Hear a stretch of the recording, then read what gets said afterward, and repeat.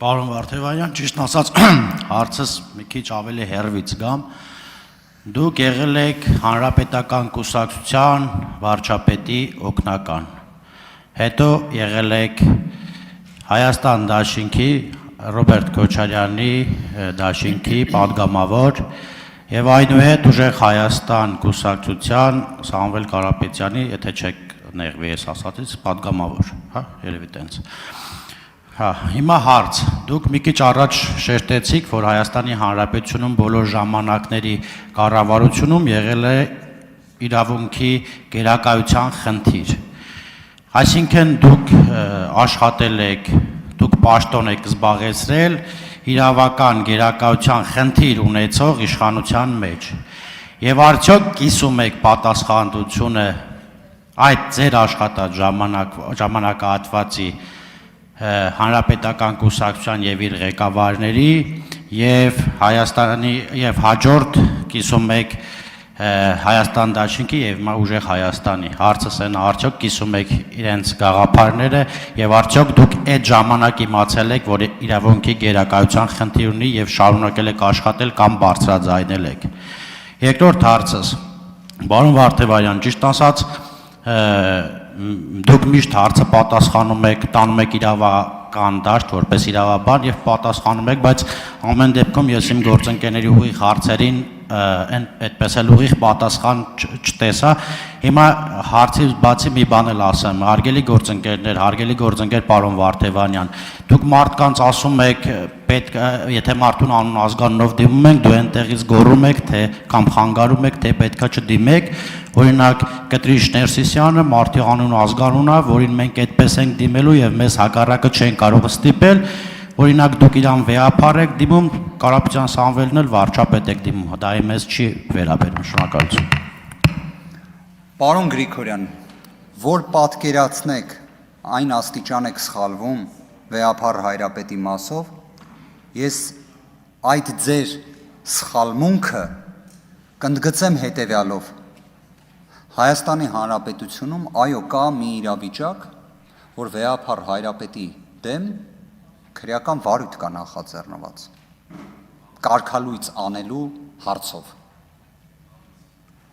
Նշված գործը մեղադրական եզրակացությամբ ուղարկվել է դատարան։ Սա մի տիտանական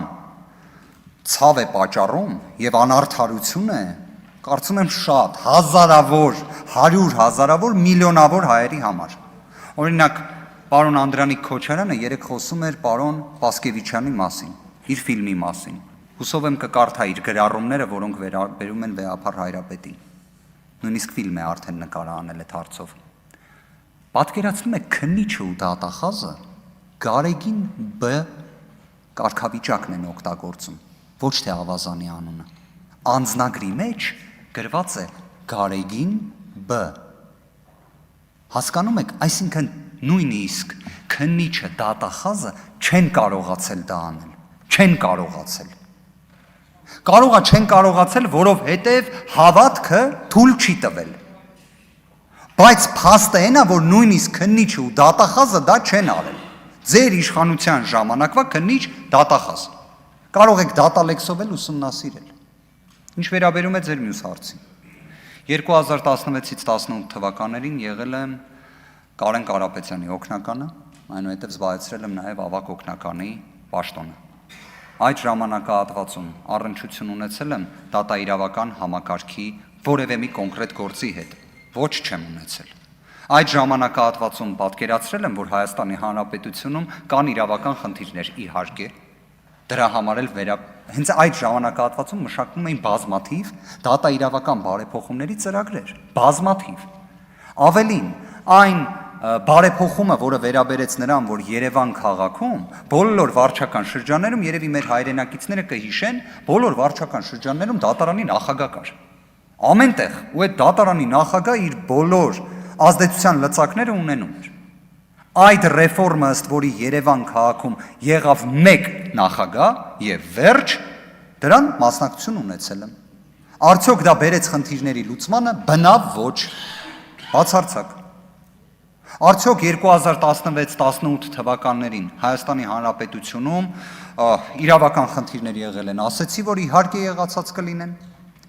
Ավելին այդ ժամանակահատվածում նաև սոցիալ-տնտեսական բավականին լուրջ բարեփոխումներ են եղել եւ տնտեսական աճի ցուցանիշներն են լավ եղել։ Կարող եք պարոն Թունյանին հարցնել։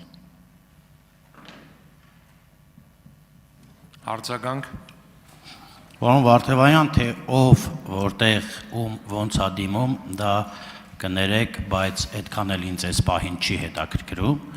Ես դիմում եմ մարդուն իր անուն ազգանունով, ինչ վերաբերվում է հավատքին, հավատքը ասելով չի, դուք մտածեք, որ ավելի հավատացյալ եք, քան մենք, դրանից ես չեմ նեղում, որովհետև այդ ասելով չի։ Ինչ վերաբերվում է հանրապետական կուսակցությանը, դուք ներգրավված եք եղել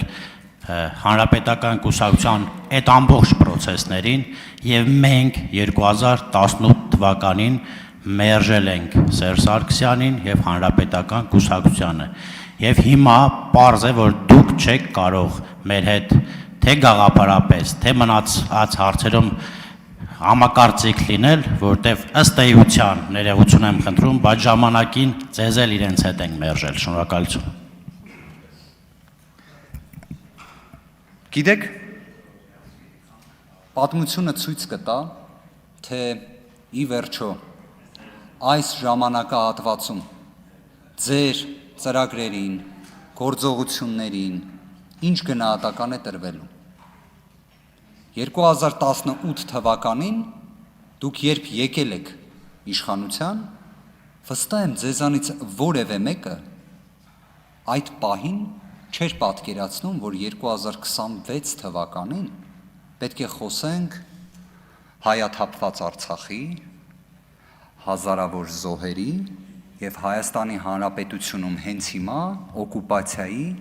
պայմաններում։ Եկեք ամեն դեպքում արձանագրենք, որ ես ձեր հետ, այո, ձեր թիմի հետ ունեմ գաղափարական, տիտանական անջրպետ։ Այո, այդպես է։ Բայց պատմությունը ի վերջո, կարծում եմ այդ մասով էլ իր գնահատականը կտա։